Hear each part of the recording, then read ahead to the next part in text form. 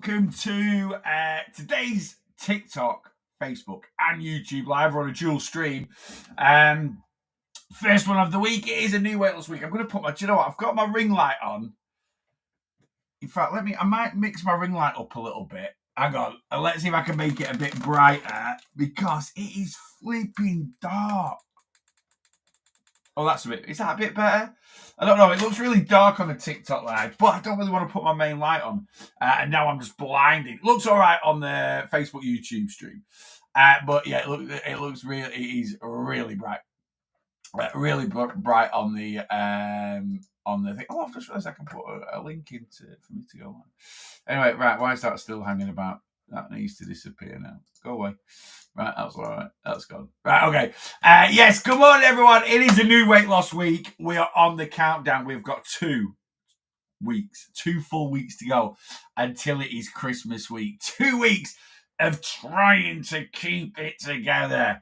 And it is, I'm not going to sit here and pretend it's all plain sailing. It genuinely isn't. Yeah, I'm struggling a little bit myself at the moment. I've not had a bad week last week. I felt it was going to be a lot worse than what it was, but I reined it in yesterday. I kept it quite chill. Yesterday, I had a few treats and stuff, but yeah, I felt I kept it quite reined in yesterday. Everything wasn't too bad at all. Anyway, yes, we've got 2 weeks to go. This is kind of my last deficit week, as it were.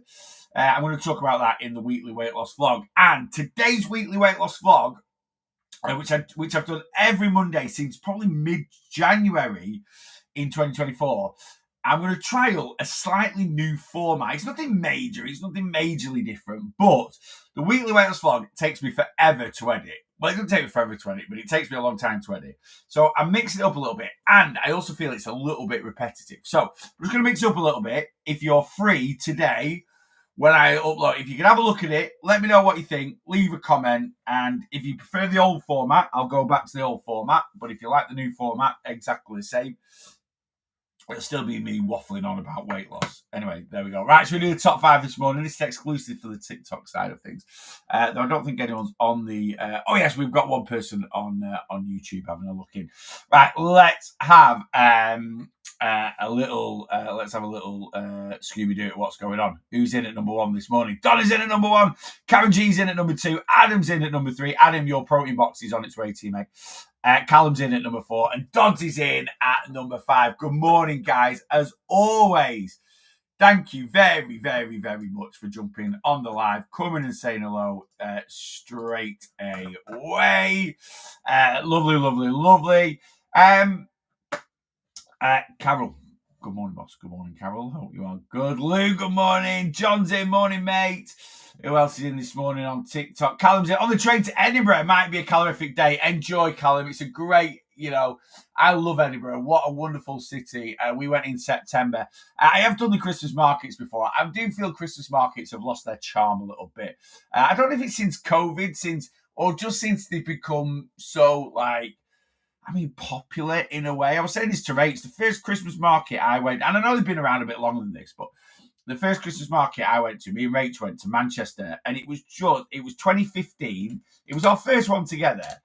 And it just, I don't know, they just seem totally different now. And they've expanded, they've got bigger, but yeah, we're not bothering with one this year. But have a great day. Honestly, you will have a good day. It's a trek up to Edinburgh on the train, but it'll be worth it, mate. It'll be worth it. And hopefully the weather's decent. The weather looks lovely today. I mean, don't get me wrong, it's cold. It's flipping December, it should be. But I'm looking out of my window and there doesn't seem to be a cloud in the sky, which is all good. Right, do you know what? I don't feel this ring light's doing it for me on the old TikTok light, so I'm going to put extra light in. Steve's in, morning. Emma's in. Do you know what, Emma? I was thinking about you the other day. I'll tell you what I was thinking about the other day. I was talking about the Devon, Cornwall area. And I was like, I wonder how Emma's doing. Emma, I hope you're all right. I assume you're all kind of fully healed by now. But yeah, I hope you're all good and kept your journey going. Sheila, good morning. Maureen, good morning.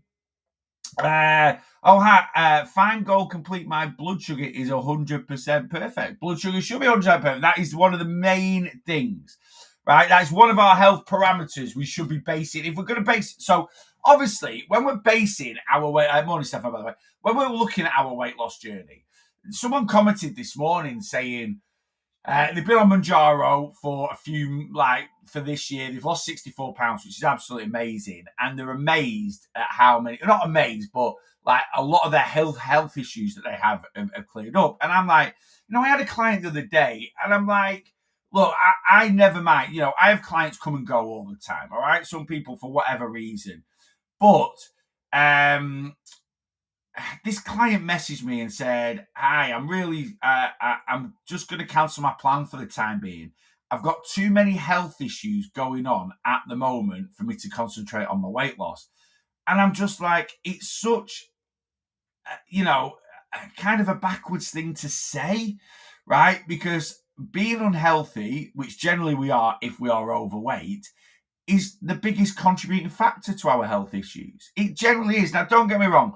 We can get some health issues that aren't caused by obesity. Of course we can, right?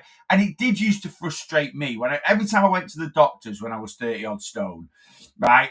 Everything rained back to, you need to lose weight. You need to lose weight. And I was like, no, I've just got I've just got a really bad chest infection, right? No, I've just got a bad cold, or no, I've just got this and I've just got that. I hate to say it, but they were right. I've lost like my 250 pounds, and I live I'm not saying I'm like the epitome of health. I'm not whatsoever, but I live a much healthier lifestyle. And as Stefan just put there, my blood sugar, to be fair, even when I was 30 odd stone, my blood sugar levels were never bad at all. But that, I'm probably a little bit lucky with that. But my blood sugar levels are always good. My blood pressure's good. My LDL cholesterol's good. My resting heart rate's good. And these are things we should be basing. It shouldn't just be, a lot of people like, I'm this much weight, I want to be this much weight. And one of the main contributing factors for people to lose weight is vanity. It's how they look in a mirror. It's the size of clothes that they can wear.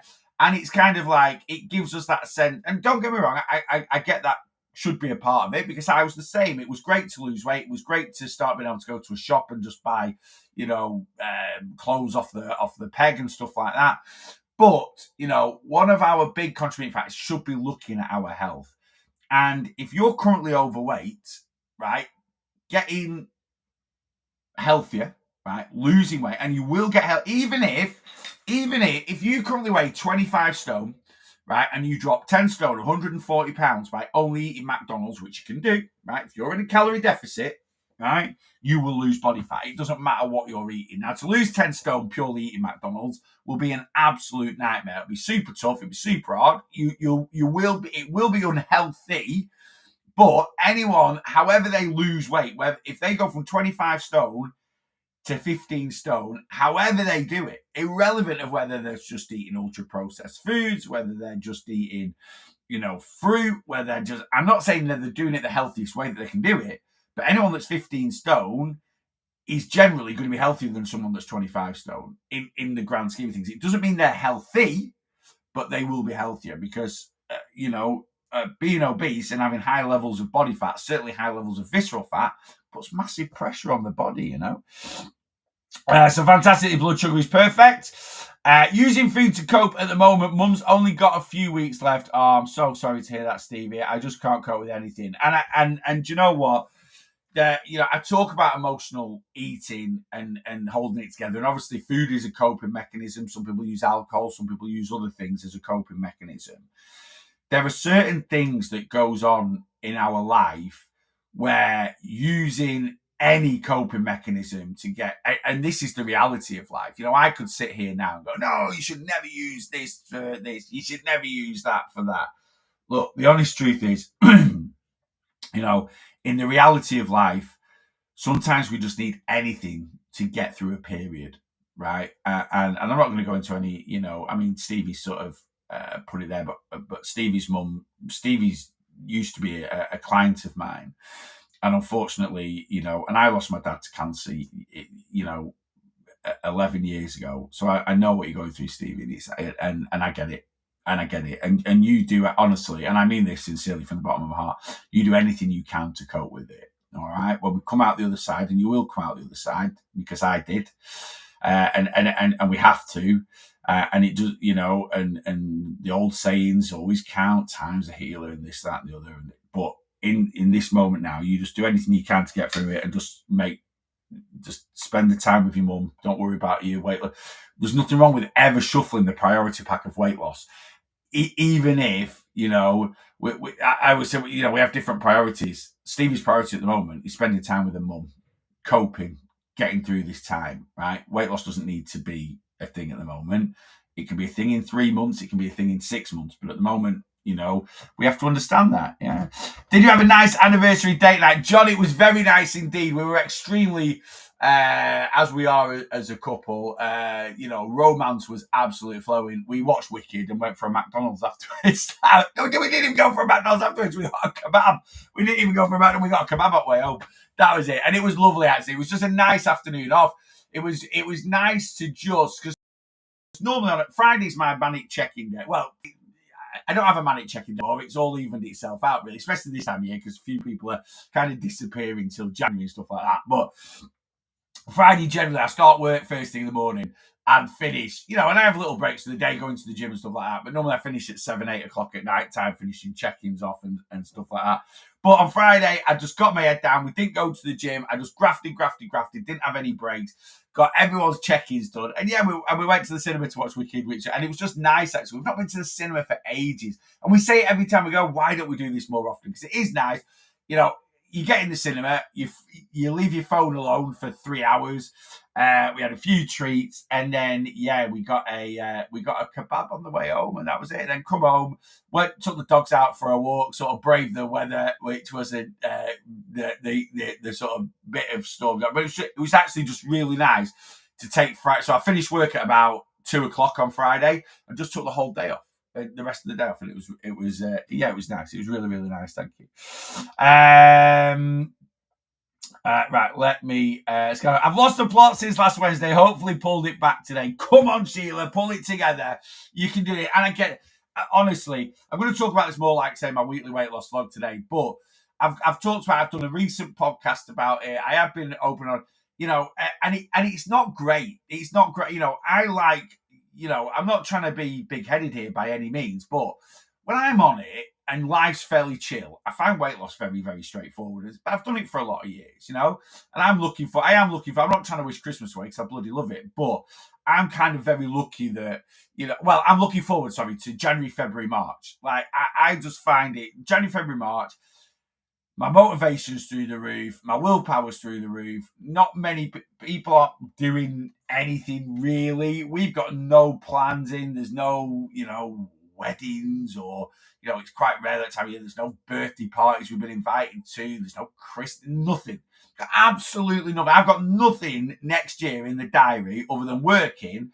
And I'm going to Fuengirola for a friend's 50th at the end of April. And that's my eye on the prize. So yeah, there's when life's very chill, but this time of year, life isn't very chill. There's little, I wrote this down the other day. Was I on a live? I can't remember, but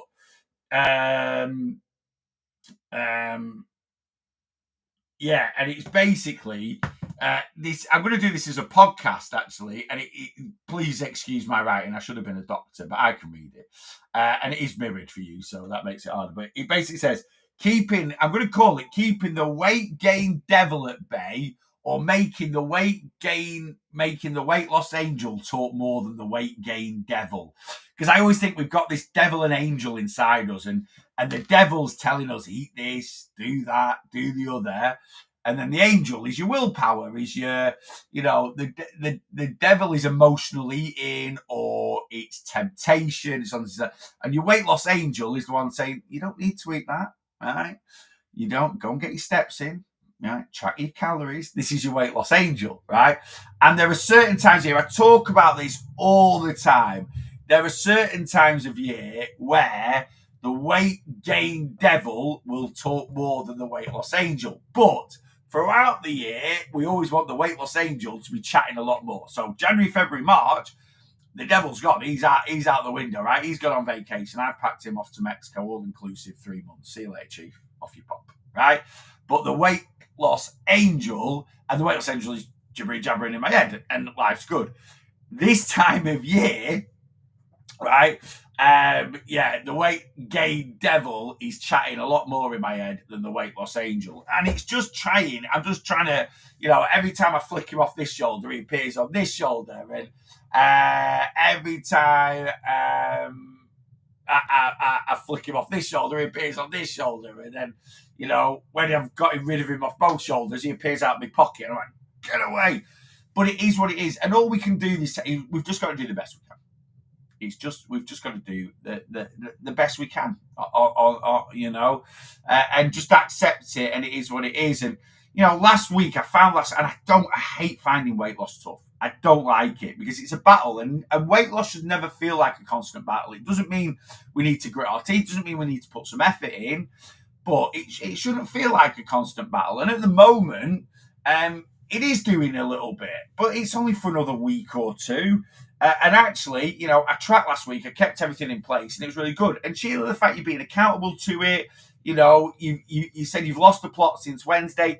It's so easy this time of year to just go, yeah, that's it now. I'll start again in January. But and hanging on, the difference between not giving up now, but having your having your Christmas cut off now and having your Christmas cut off in 2 weeks might only be £1. Might only be £1.50, but it's not about the weight. It's about mentality, right? If you go off the rails now and you go overindulgent now, crazy, right? And I know some of you will be doing this, right? You're just not going to enjoy Christmas as much. Like I always talk about, there's nothing wrong with a work and reward mentality. Nothing wrong with it at all. There's nothing wrong with, like I say, grafting hard and then giving yourself a little reward at the end of it. And don't get me wrong, I've read loads of different books and heard different people's opinions, and people are like, you shouldn't reward yourself with food. Food isn't a reward. Why isn't it? Well, if food wasn't, and this might be the rights or wrongs of eating nowadays, but we do have nice restaurants. We do have nice pubs. We do have food that tastes nice. Why can't, if you reward yourself with anything, but you can afford that reward, then there's no issues. It's the same I always talk about, you'll always see behind me, I love my trainers, absolutely love my trainers. And I spend quite a bit of money on trainers, but all the trainers I buy, I can afford them, right? And some people might think I'm ridiculous for the money I spend on trainers, but then I might think other people are ridiculous for the money they spend on other things, right? But it doesn't matter what you reward yourself with. And calories are no different. So if you are someone that enjoys a nice meal out, or enjoys a good burger and fries, as long as that fits in with your calorie allowance, there's nothing wrong with that, right? Now, obviously, for our health and to try and stick to our calories, we can't be eating 1,500 calorie burgers and chips every day. Well, not everyone can, right? But to do it once a week or once every now and then, and then we can look at that in a bigger picture, right? So we've got things like Christmas, where Christmas is going to be not just one 1,500 calorie burger and chips a week. Christmas is going to be a few days of overindulgence, right? But again, I feel if you feel like you've given it your best shot, and like I say, December's tough. So even if you've fallen off the wagon a little bit, as we call it, or things have just gone a little bit rogue, a little bit wayward, then even if that's the case, but you might have a couple of bad, just had a weekend away, or this, that, and the other, or got a work to do and then got something else. I'm getting a lot of that from my clients at the moment. I've got this on and this on and this on, and again, it can be a bit overwhelming. We've got to navigate through it the best we can. As long as you keep trying, and even if you have a few bad days, you might not have tracked, but then you have a reset. No, I'm going to track this week, and then you get back to it. It'll just make you feel better. Does that kind of make sense? Rebecca Monroe, good morning.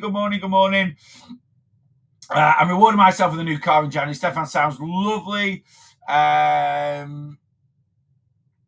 had a really bad week. And again, Maureen, it's, obviously you've had quite a few bits going on at the moment, but you might be having a bad week, Maureen. And this is something that we need to understand. Someone might come on alive and go, I've had a really bad week. Bad week compared to what? That's what we need. So compared to, what September might have been or October might have been, right?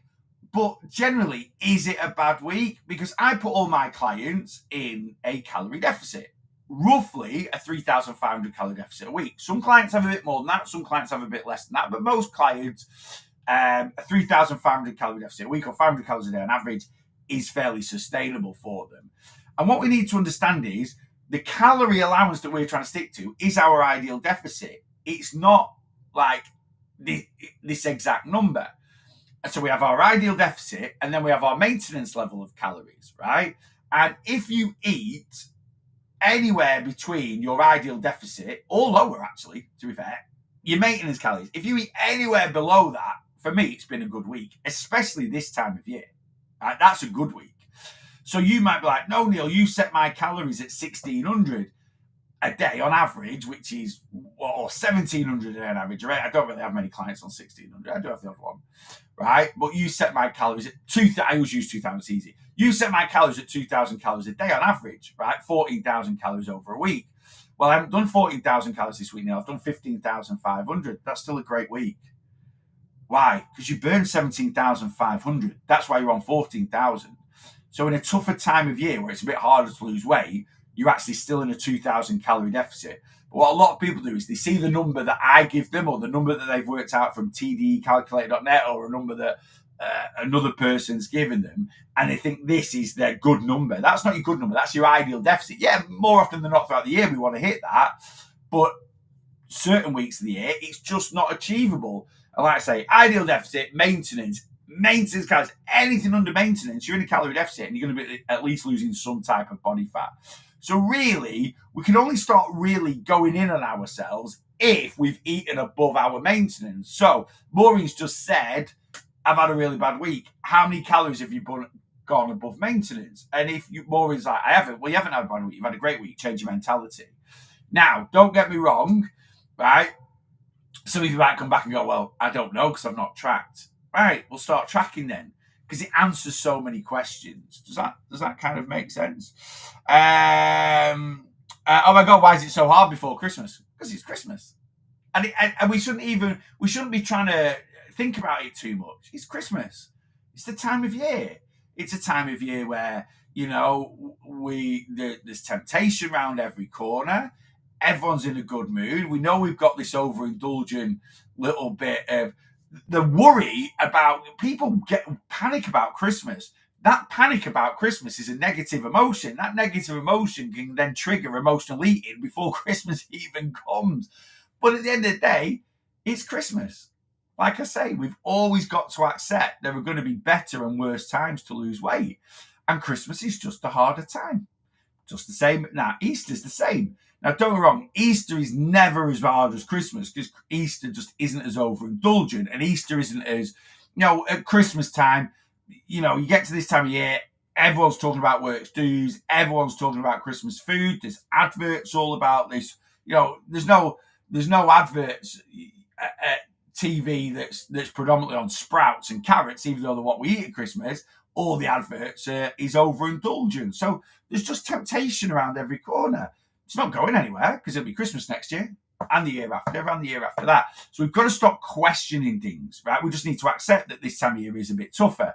And because it is a bit tougher, it might mean gritting our teeth a bit more. It might just mean that trying to summon up that extra bit of willpower. It might mean making our calories work better for us, right? Like I've just said there, you've got a calorie maintenance, right? You've got a calorie deficit that I put you in, right? If I put you in a 3,500 calorie deficit, but for the couple of weeks before Christmas, you find it, well, let's go for a 1,750 calorie deficit. Let's give ourselves a bit more food freedom at this time where things are a bit tough. That's what I've kind of doing. Last week, I had nothing on and I've pretty much stuck to my ideal deficit. This week, I'm going out with my mates on Saturday. Going to be a day session. There's a very good chance, the weather reports are saying it could be a code red hangover on Sunday, right? That is going to be a lot of calories. Now, I'm going to try and, I don't like using negative words, but damage limitation, as we might call it. I'm going to try this week to bank as many calories as I can. I've got my eye on the prize of Saturday, and Monday, Tuesday, Wednesday, Thursday, Friday this week. I'm going to try and bank at least 2,000 calories going into the weekend. That 2,000 calories is going to definitely pay for a good bit of my day out on Saturday, alongside my calories that I have anyway. And then I'm just going to have Code Red. But this week, I'm going to be in a calorie deficit all the way up to Friday. That's my mission. But this week, Saturday, I'm going to be in a calorie surplus, and Sunday, I'm going to be in a calorie surplus. I'm going to let my calories work for me. I have not bothered this week if I end up in a calorie maintenance. I don't want to end up in a surplus.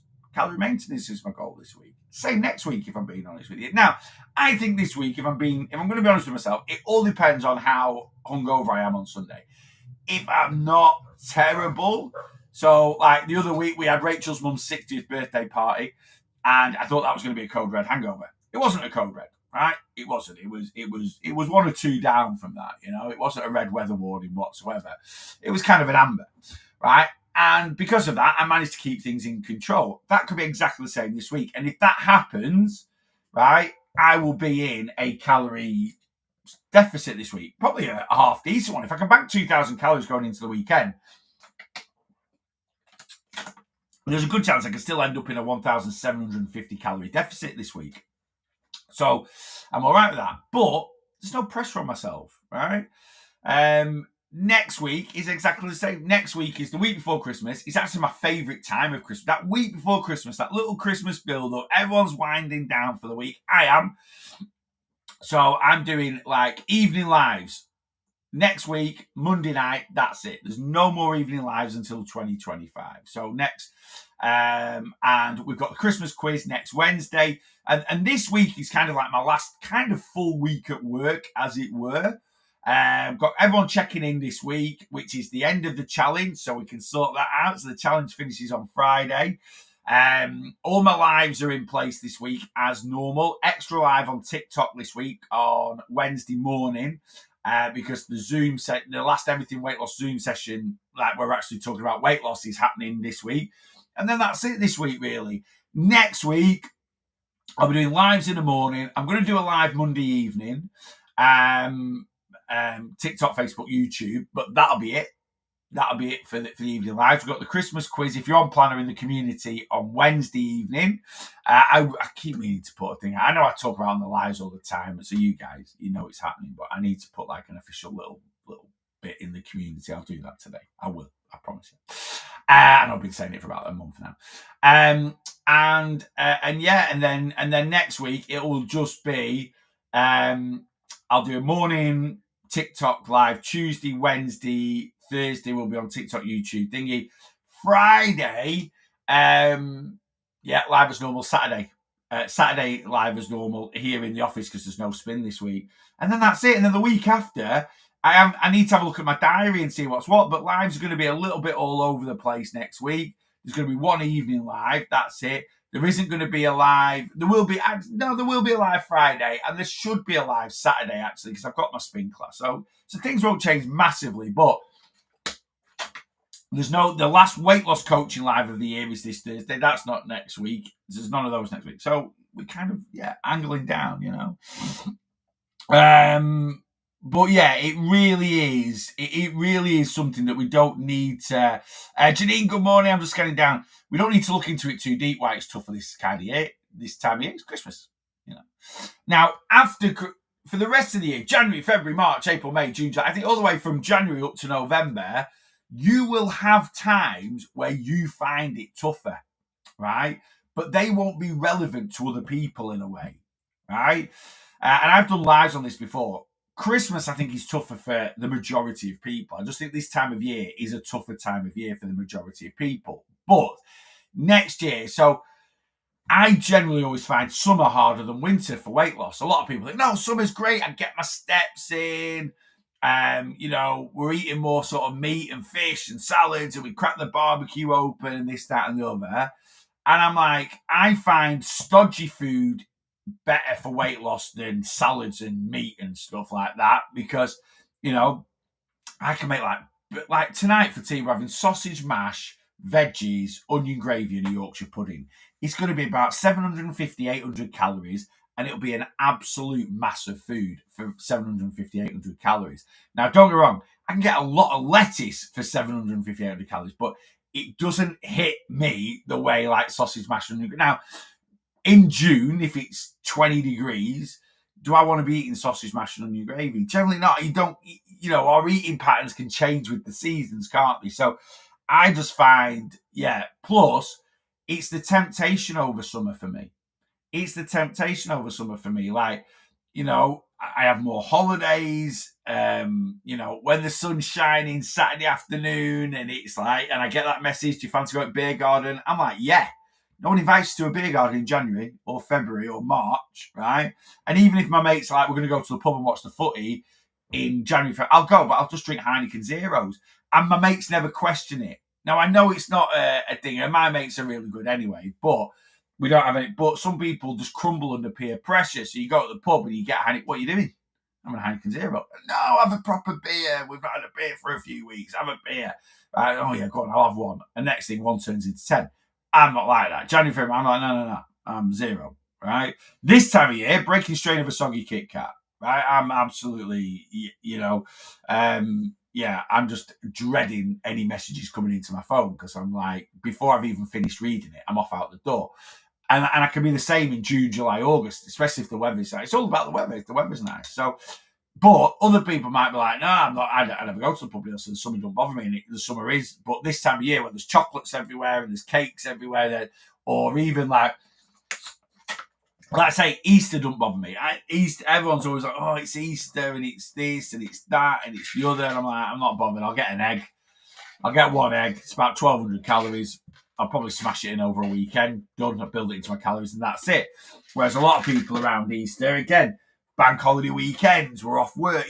Easter's kind of like the first break that everyone has after Christmas, isn't it? Because you get this long weekend. Everyone sort of finishes work Thursday, back to work Tuesday. I know it's slightly different if you work in emergency services, but yeah, the majority of people finish work Thursday, start again on the Friday, and it's kind of like a weekend of temptation. A lot of people take Easter off. I used to do this when I was employed. So when I was employed, I always used to take the week after Easter. So, you finish on the Thursday and you book the Tuesday, Wednesday, Thursday, Friday off. And literally for 4 days holiday, you got something like 11 days holiday or something like that. So I used to do that all the time and then you go away. So a lot of people, whereas nowadays, Easter I never go away Easter or anything like that. I never take time off for Easter. I just sort of, get my head down. Well, this year is slightly different. Yeah, I'm away. Like I say, I've got going to I've never been to Fuengirola, so I don't know what to expect. No idea what it'll be like. I have flown into Malaga Airport once before, so I've done that before, but I've never been to Fuengirola. Anyway, if you've been, let me know. Any tips. So yeah, going there in April. Like I say, it's a bit of a lads do. I think 3 of my mates are 50 or very close together, so we're going for that. Looking forward to it. Denise, morning all. Good morning, Denise. Right. I'm so joining your group in February. I'm trying my best, but I have to guesstimate. What are you guesstimating, Stefan? Tell me. I will keep calling you Stephen as well, by the way. Let's have a look.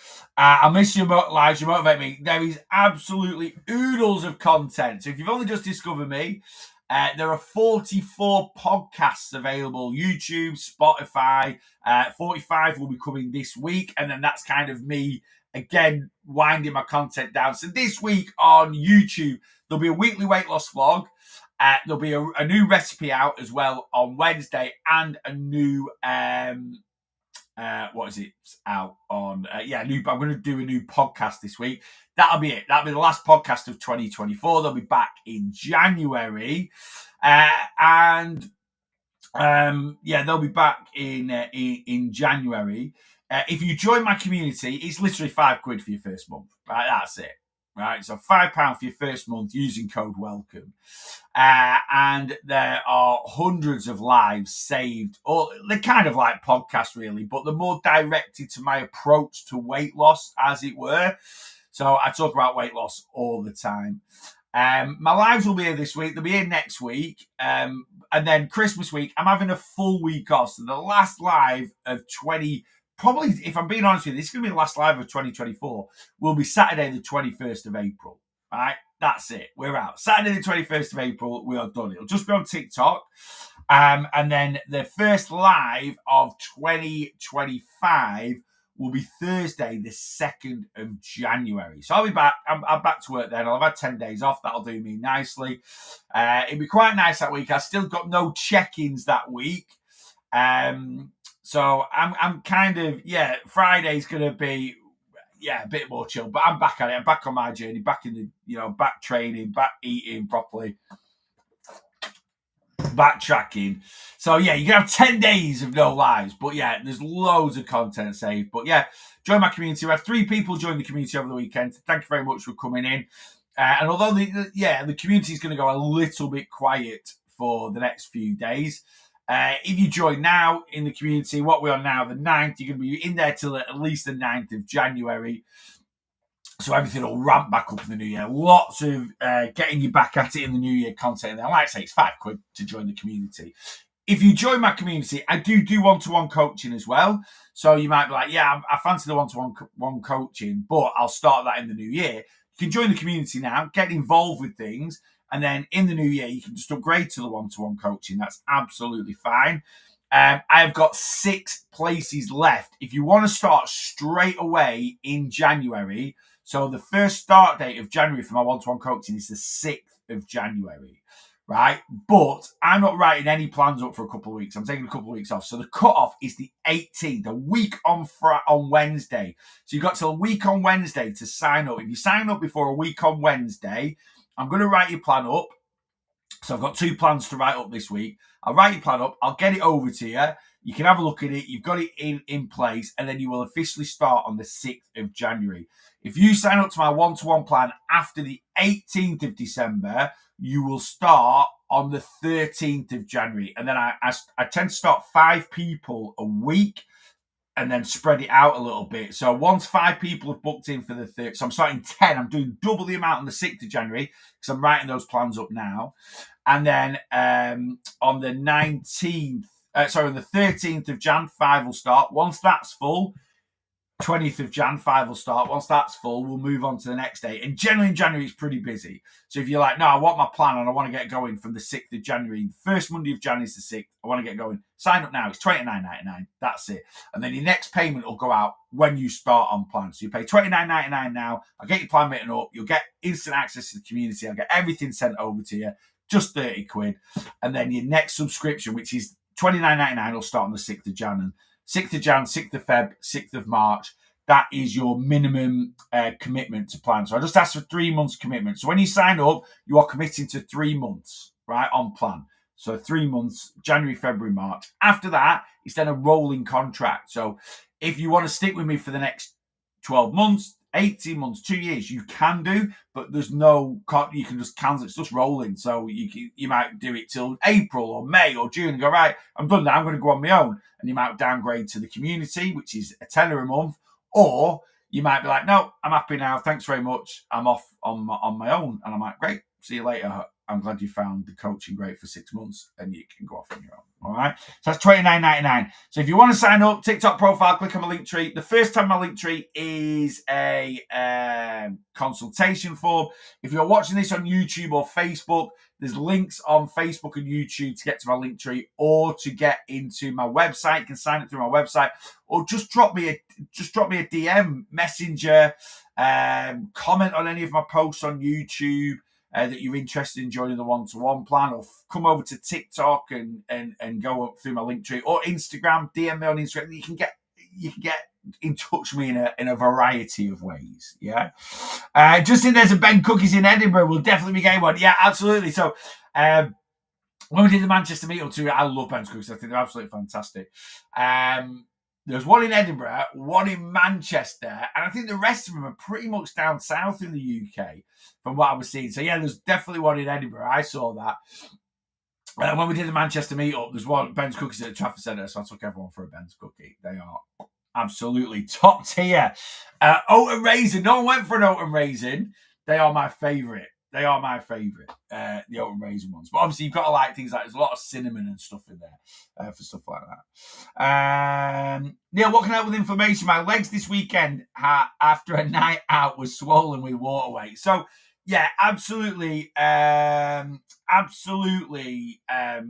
natural. Like, if you've gone for a night out, you might have had a little bit of alcohol, you might have just been stood up quite a bit, you might have been doing a bit of dancing, you will get a bit of swelling, right? You will get a little bit of inflammation. Now, that's just natural, and that'll disappear, right? I'm the same when I go on a plane. When I come back on a plane, I get cankles, and my legs really swell up, right? Obviously, hydration, right? Get rehydrated because you want to flush out that excess water retention. Other things, like I always take turmeric is fantastic for inflammation. This is a natural anti-inflammatory, is turmeric. Now, it's not going to be, if you're just getting a little bit of inflammation because you've had a night out, right? And different things we eat can cause a little bit of inflammation, bit of stress on the body. Like, say, if you've been up dancing and stuff like that, can cause a bit of stress on the body. That's just natural. That's not something that we need to worry too much about. And that'll just die. It's the same as me. Like when I go on a plane and I come home from being on holiday, obviously I'm a bit swollen anyway from being in a hot country and this, that, and the other generally. But yeah, my lower legs always swell up. And I can always tell because I put my socks on and like literally my calves are coming over my socks because I'm like swollen. I have a bit of loose skin there as well. But it's not something you need. It can be a little bit uncomfortable from time to time. But yeah, if it's just from like a certain event, like you've had a bit, like I'll be swollen up a little bit on Sunday, Monday next week because I'm going out drinking all day on Saturday. Alcohol, massive dehydrator, and that causes a bit of stress and a bit of inflammation in the body. But 2-3 days after that, drinking loads of water, everything will just go back to normal. But if you constantly feel you're suffering with inflammation, better diet, right? That certain things in your diet can cause inflammation. There's a lot of nonsense on TikTok, like seed oils causing nothing like that. But an overall unhealthy diet can cause inflammation in the body, can make you feel quite swollen and bloated and stuff like that. Excess alcohol. So that might be something that you need to possibly have a look at. Dehydration causes inflammation. And if you feel like so, but yeah, turmeric's a natural anti-inflammatory. Very, very, very, very good to take for everyone, really. It's not something that, I don't suffer with any inflammation. Whether you suffer with it or not, turmeric's a really good anti-inflammatory to take. Haley, hi, you're my first hi on YouTube. Hi, good morning. Hope you are well. Send your WhatsApp, Hannah. I've just seen it. I will be, guys. I've got a really busy day today. Well, I say a really busy day. It isn't a busy day. I am basically, as soon as I finish this live in 15 minutes, I'm going to record my weekly weight loss vlog, new format. Check it out later. It's nothing major. It's just a little change I've decided to make, which should make them a bit shorter, right? So a bit more palatable to watch and not as repetitive. I've been sort of thinking about it. Anyway, you'll see. Then I've got to go and get me mop sorted out. So I'm going to go and get my hair cut. Then I'm going to go to the gym. So any WhatsApp messages that I've received a few over the weekend or that have been sent to me this morning, admin afternoon. I will be doing an admin afternoon. I'll be sat here and I'll get back to you all this afternoon, guys. Yeah. Do you gain more water weight when women are in that time of the month? If you get what I mean. Yep, absolutely do, Tony. Yep, 100%. So TOTM, when you get into what we would call your actual period, so about 2 or 3 days before your actual period hits. So you've got 2 phases of, you've kind of got, a woman's cycle is 28 to 35 days, depending on how you fall. And let's say it's 28 days. You get 2 weeks before and 2 weeks after. And those are 2 phases where mood changes all the time. But that little middle period where your actual period starts, 2 to 3 days before then, swelling, definitely a little bit of water retention hits the body. Also, that is the period where, or the time of your menstrual cycle where sugary cravings come in and things like that.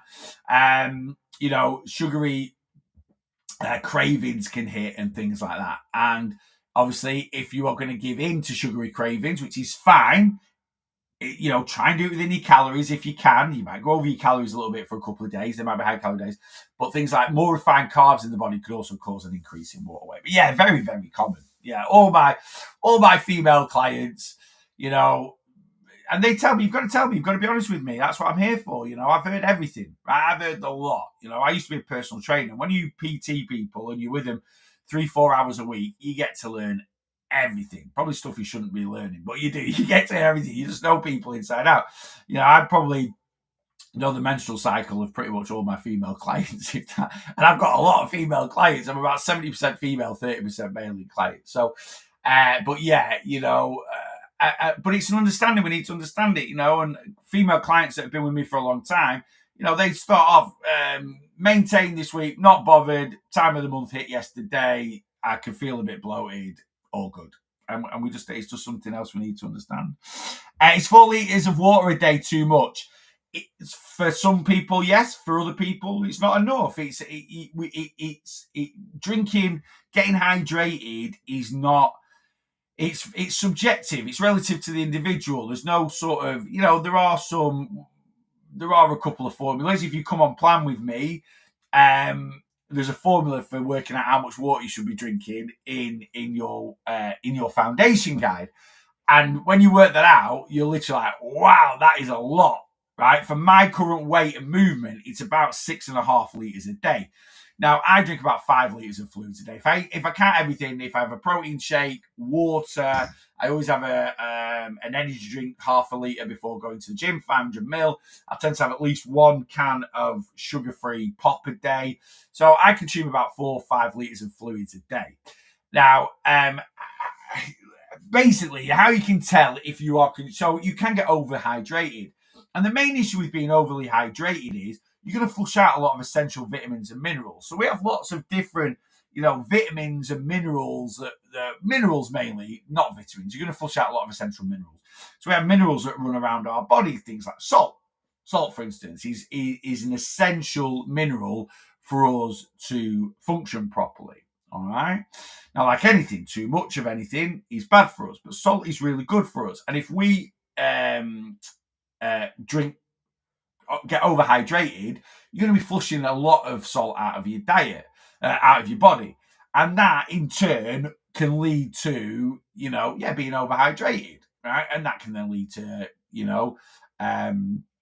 being dehydrated. Yes, it can have, and overhydration can lead to dehydration. Why can overhydration lead to dehydration? Because you're going to flush out a lot of salt out of your diet. Salt retains water in the body. You have to have retained water in the body, right? We have retained water and then excess retained water. The human body is about 60% water, right? So, and that's kind of the level that we want to be hovering around, right? If you go above that, you might feel swollen and, you'll see your weight increase. If you go quite a bit below that, you're very dehydrated and you can get yourself very, very poorly. Someone that is extremely dehydrated and they get admitted to hospital, they get put on a saline drip. A saline drip is salt water, right? To increase the hydration in the body. So it's kind of about finding a balance. How do you know if you are, and I talk about this all the time, you've got to look at your pee. Right, that's it. It's all about your weight. I'm always looking for colours. So basically, right, if you asked, right, so if your wee's that colour, like iron brew, right, you've probably got a UTI. Go to the doctors, get some antibiotics. If you asked anyone, if you asked a kid what colour's wee, they'd say it's yellow, right? If your wee's yellow, you're dehydrated, right? Now, likewise, if your wee's that colour, you are overhydrated. It should not be white. Right? It might look clear when it's coming out, but when we look in the bowl, right? And I know this sounds disgusting, but this is health. We have to look at it. When we look in the bowl, there should be a slight straw colour. That's where you should be. Imagine a glass of water and you put a splash of apple juice in it. Right, like concentrate, cheap crap apple juice, right? Which I absolutely love, by the way. Right, a glass of water, there's put a splash of that is the colour of your pee. And if your pee is that colour, you've got a good level of hydration. Some people can achieve that off a couple of litres of fluid a day. Some people, it might be 5 or 6 litres of fluids a day. If you love drinking fluids and you feel you might be overhydrated, then you need to maybe look at electrolytes. You could, for a couple of pints of water a day, put a little sprinkle of salt, not enough to taste it, so it's like you're drinking water out of the sea. So a little spring salt, or you could buy some electrolyte tablets or something like that. Generally, everyday people don't really need electrolyte tablets. It's more for athletes because they sweat. If you're someone that sweats a lot, in summer when it's hot, again, sweat is salty. You're going to flush out a lot of essential minerals out of the body. Yeah. If I don't get to do 10k steps, what would you say I should do minimum for weight loss? Doesn't matter. Don't look at doing steps for weight. Don't look at doing any exercise or movement for weight loss, right? Why we want to have a good level of movement is it gives us a healthier calorie allowance, right? That's it. So it's not like I've got to do this to lose weight. No, you can sit on your bum 24 hours a day, 7 days a week and lose weight, right? But the less you move, the lower your calorie allowance is going to be. And the lower your calorie allowance is going to be, right, it's going to make it harder. It's much harder to stick to 1,500 calories a day than it is 2,000. It's much harder to stick to 2,000 calories a day than it is to stick to 2,500 calories a day. Irrelevant of how much you move, how many calories you burn, right? The deficit stays the same. The more food you can take in, the easier it is to manage your calories. You know, at the end of the day, I always compare calories to money, right? Because I always say the two things that if you overspend, you're going to end up in trouble. And, you know, the honest truth is, if you earn, you know, £1,500 a month and your outgoings are £1,500 a month, you'll find it really tough to balance your finances. You've got a very tight margin there, right? Especially if you want to save some. And that's what going into a calorie deficit is. So if you earn £1,500 a month, right, and your outgoings are £1,500 a month and you want to save money, you're going to find it really, really tough. What you're going to end up doing is really cutting down on your outgoings the best you can, and you start scrimping and scraping just to try and save a few quid, right? If your outgoings are £1,500 a month and you earn £3,000 a month, you'll find saving money a lot easier because you're like, yeah, it's great. 1,500 quid, that's my essential spending. I've got £750 for disposable income, and I've got £750 that I can stick into saving. I know that's a dream, right? I'm not saying that's the reality of it, but that's how weight loss works. You know, you've got to save up calories basically, and I don't mean save up calories in banking week in, week out. You have got to consume. It's kind of the reverse of saving, actually. You've got to consume less, right, than you burn. Whereas if you want to save money, you've got to spend less than you earn. Right? Well, it's kind of the same thing, I suppose, isn't it? You know, if you look at calorie burn as earning calories, and then you need to spend less than that. So, yeah, that's it. So it's not like how much movement do I have to do? It's literally like, well, how many calories do you want to eat? If you want to not eat many calories, then do no movement, right?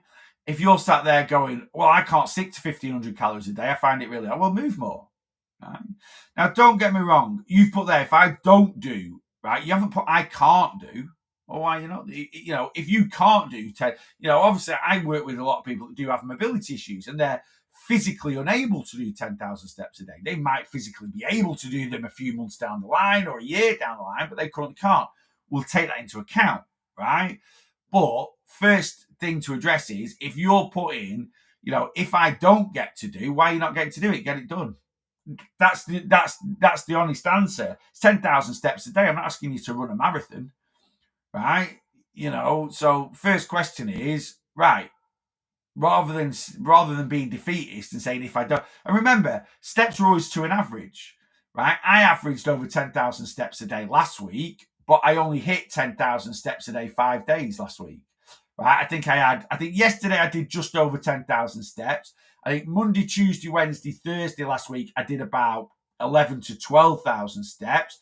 Friday, I think I did 7,000 steps. And Saturday, I think I did 9,000, maybe something like that.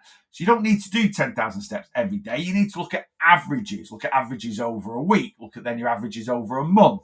Then look at your averages over a year. See where you're at. right? There's always going to be periods where you do less steps, always going to be periods where you do more steps. You don't adjust your calories for that because we're looking at things over a bigger time span, you know?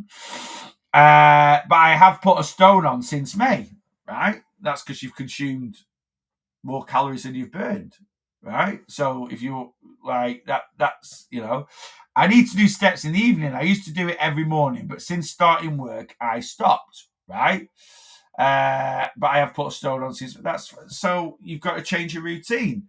So you're answering your own questions. I used to do steps in the morning, but since I've started work, I can't do steps in the morning anymore. So you either need to get up a little bit earlier and do them before work, or yeah, you need to do them in the evening, or you need to do them on your lunch break.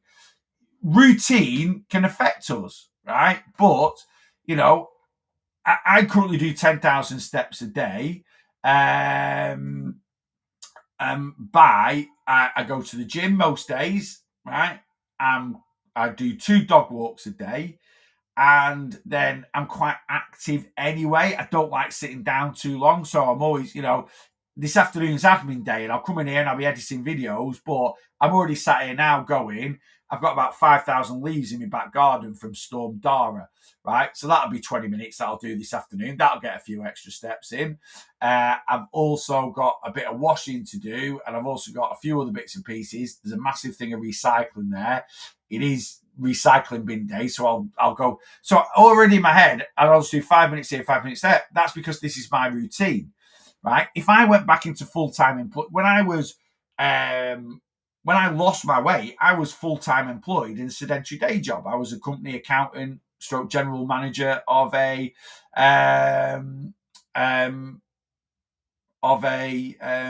domiciliary care agency, and I spent a lot of time sat down.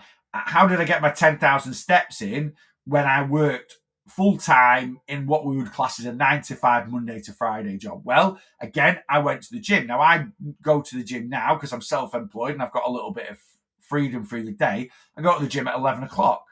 When I was employed, I used to go to the gym either at 6:30 in the morning, or I used to go at 4 o'clock after I finished work. That's how I got my steps in, right? Until 2017, I didn't have a dog, so I didn't do 2 dog walks a day.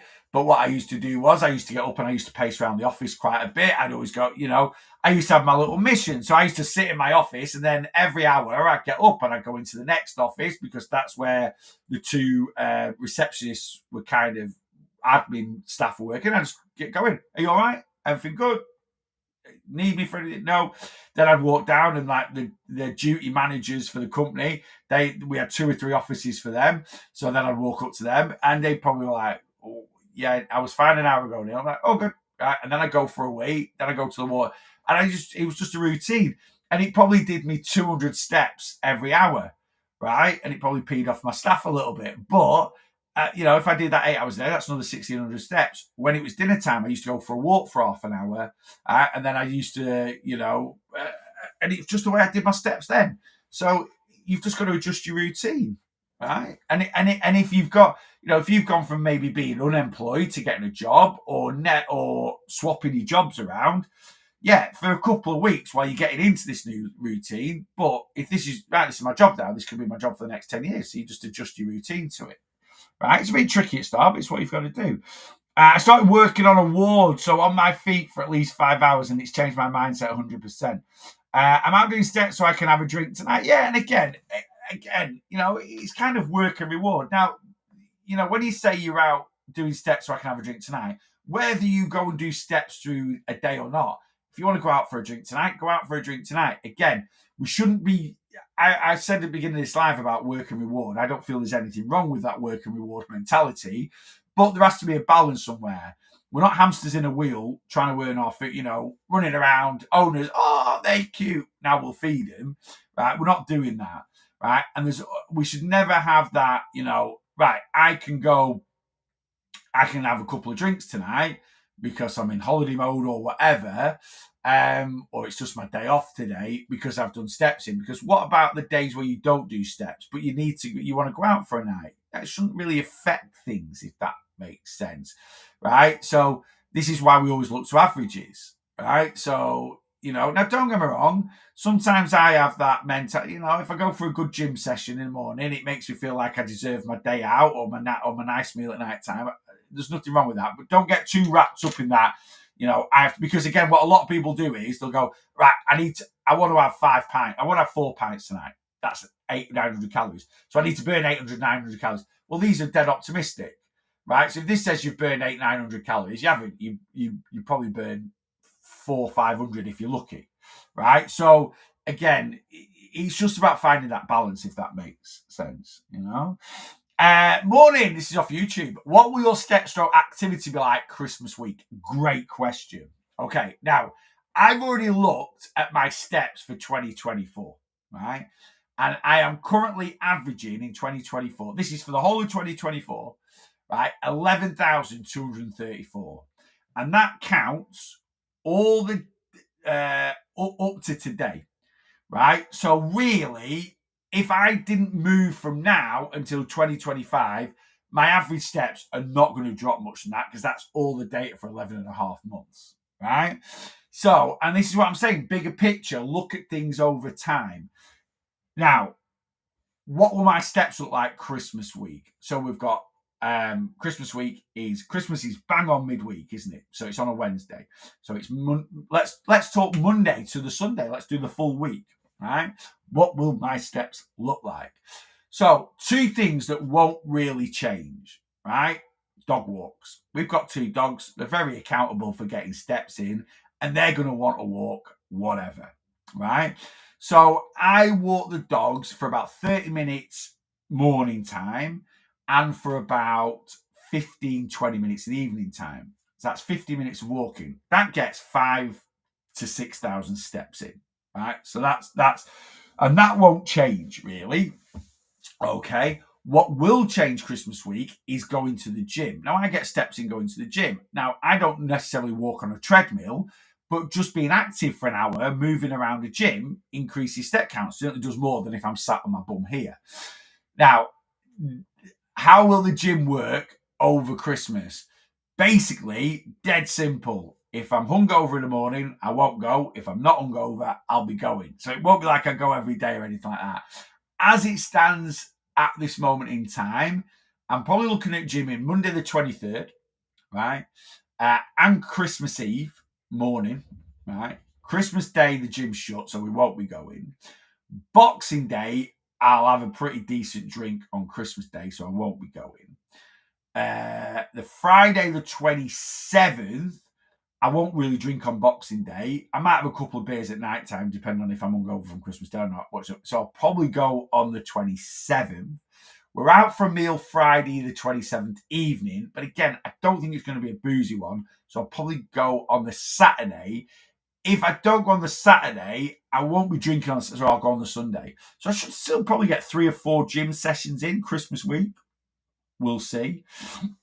Though, to be honest with you, sometimes I use it as just a thing. So my steps Christmas week shouldn't be dramatically different. I think last year my average over Christmas was 9,800. So a bit lower, but nothing major. But I'll still work at game. And this is the beauty of steps. They should never really change whatever's going on. 4 years ago, we had a worldwide pandemic where gyms were short. You can still get your steps in. You can still go and get your steps in. So, yeah, like Christmas Day, we'll probably just take the dogs for one walk in the morning. That'll be it, right? We'll get up in the morning, we'll open our presents, we'll probably have a bottle of Bucks Fizz, chuck the dogs on the lead, take them for a walk. That'll be it for the day, right? But Christmas Day, I'm chef of the day, so I'll be running around. I'll be host with the most. We'll be walking around to the pub, and this, that, and that. So I'll do 10,000. I think I did last year. I think I did 13,000 steps on Christmas Day. So and that's just getting up, getting people drinks, making food, getting it out, doing a little buffet at night time. We don't have loads there. We'll just have my mum and Rachel's mum round, a niece and nephew come round, and me and Rach, So it should be, it should be pretty decent, yeah. Anyway, I used to go walking 15,000 steps, but my left hip is sore. no pre-injury. Yeah, I know that feeling. I'm constantly, I've got arthritis in both knees and arthritis in my left hip. I've got arthritis in both hips, so I've only been diagnosed with my left hip. So yeah, I know what that's like, which is why I take these. Yeah. So another reason why I keep up with my supplements: cod liver oil, glucosamine, turmeric. I trying to keep the pain monkeys at bay. It is what it is. I'm kind of used to it. I'm always in pain. Some days it's better. Some days it's worse. I just get on with it. That's and honestly, that's something. It's not, it's a more of a nagging pain than a but it is what it is. Good morning. I like to get my steps in Monday to Friday until weekends. Yeah, 100%. And again, that's the beauty of looking at averages. If you want to just get your steps in Monday to Friday, right? If you do, so my target is always 10,000 steps a day on average, 70,000 steps over a week. I like to try and do my 70,000 steps by Saturday, because that means on Sunday, anything I do is a bonus. It doesn't always happen. That is sort of my target. So to do 70,000, so if you do 70,000, you divide that by 6, you probably average it, if you can average 12,000 steps. So if I can do 12,000 steps a day, I've done 72,000 over a week, or 11,500. That's kind of my target. My arthritis has been so good lately, I can't believe it. Just keep taking my weekly injection, but it's been the best it's been in years. That's amazing, Haley. Yeah, mine, touch wood, my joints for the last 6 months have been the best. They were awful last year, 2023. This year, for whatever reason, they do seem a little bit better. So I'm just taking it as is, Right, guys, that's me. I have got to go. Will undereating, let me answer this. Will undereating cause a slow metabolism and slow weight loss down? All the very, very subjective. This, okay. It all depends on if you're overweight or not. It really is that simple. Calorie deficit, right, is how we describe consuming less calories than we burn. Eating. Your body's never in a calorie deficit. What I mean by that is your body might burn 3,000 calories in a day. If it gets 2,000 calories from food and then 1,000 calories from excess body fat, your body's still getting 3,000. So you're in a calorie deficit because you're only consuming 2,000. Your body's not in a calorie deficit. It still gets 3,000. It just gets 2,000 from food and 1,000 from excess body fat. The only time your metabolism will ever slow itself down through lack of eating, if you're under eating, is if you burn 2,000 calories in a day, you eat 1,000 calories, so your body then goes to your fat stores to get the other 1,000, and the fat isn't there, right? So the only people that really suffer with metabolic adaptation, which is what it's called, are people that are quite lean, right? So what happens if you are quite lean, but you still want to lose some body fat? Well, you need to create the deficit through movement, not through under eating, right? So if you burn 2,000 calories a day, that's your maintenance, right? That's your TDEE, and you want to lose body fat, right? You just need to make sure that you're eating in a deficit. So you might eat 1,750 calories, but you need to make sure you're eating above your metabolism. So you will only get metabolic adaptation if you eat below your metabolism and you haven't got excess energy. So someone that's 40, I was 37 stone, right? I've got 1 million calories stored in my body, right? So if I eat 500 calories a day, right, and I burn 5,000 calories a day, my body will get 4,500 calories from my fat stores because it's got lots of stored energy. Now, the only thing body fat doesn't have is nutrition. It doesn't give you vitamins, it doesn't give you minerals. And these can kind of affect also a little bit of hormone imbalance, which could potentially slow metabolism down. So if you're malnourished. So obviously, someone that's morbidly obese like I was is never going to have a lack of energy, right, to tap into. But like I say, body fat will not. So if I only eat 500 calories a day, I'm going to be malnourished. I'm not going to have a lack of energy. I'm going to be malnourished. That could slow my metabolism down a little bit as an obese person, but never enough. Because I'm so overweight, I'm just burning a ridiculous amount of calories anyway. So will under-eating cause a slow metabolism? Yeah, if if you don't have any, or if you don't really have excess body fat for your body to tap into. Look at a program like My 600 Pound Life. These people are over 600 pounds. Dr. Now puts them on a 1,200 calorie a day diet. And every now and then, a few of them stick to it, right? And they come in every 2 months and they've lost like 60, 70 pounds, right? They probably haven't eaten 1,200 calories a day. They're probably eating 1,800 calories, but they're still consuming way less calories than what they are burning. And they just shed loads of weight. So, yeah, it's quite subjective. Someone that's 10 stone, right? So you don't really have much.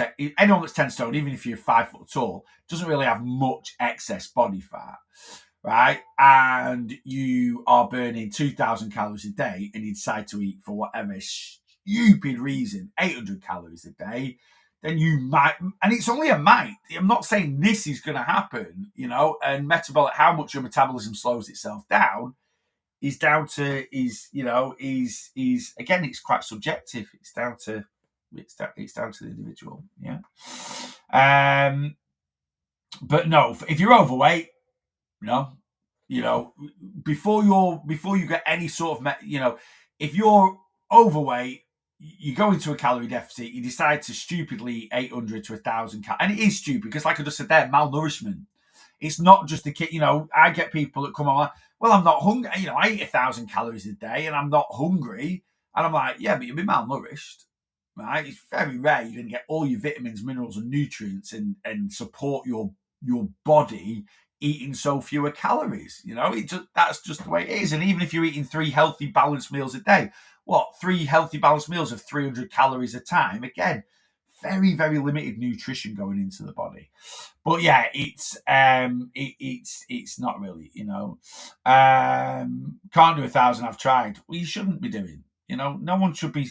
All these people that are doing all these crazy fasting. I mean, I've not eaten anything for 24 hours and I feel amazing. Bullshit. Absolute. Stop lying just to try and get clicks and views.